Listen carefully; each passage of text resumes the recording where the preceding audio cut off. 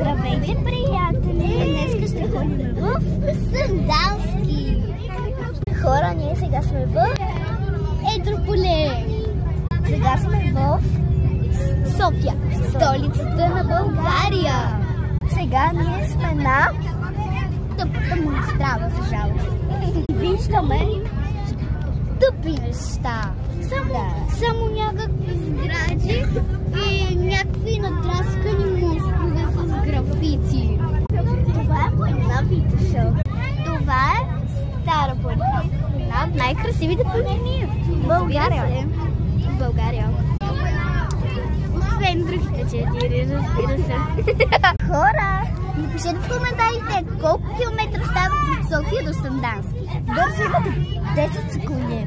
1, 2, 3, 4, 5, 6, 7, 8, 9, 10. Скъпи приятели, все още сме на тази по магистралата, но да стигнем по-бързо до Сандански. Нямаме търпение да се видим, стаите и хотела.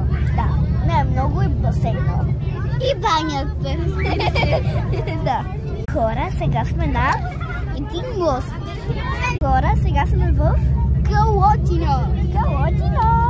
Здравейте, хора, сега сме в нещо малко, в няколко малко слънце, но не знаем дали е близо или е далече от Сандански. Дано да е близко. Хора, минахме бензиностанция Кристал. Дано бензиностанцията да е близо до Сандански. Нямаме търпение да се настаним в нашия хотел. Хора, ние сега отиваме до Макдоналдса. Хора, сега сме в тунел. Хора, пак сме в тунел. Нека да изпеем една песничка за креативи. Карам колело, а насреща ми лайно.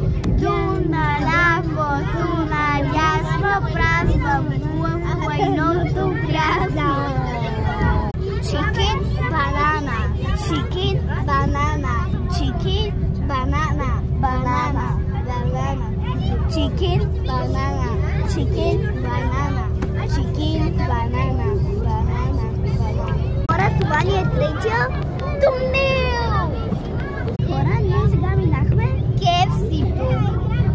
Хора, ние сега тръгнахме от Макдоналдса.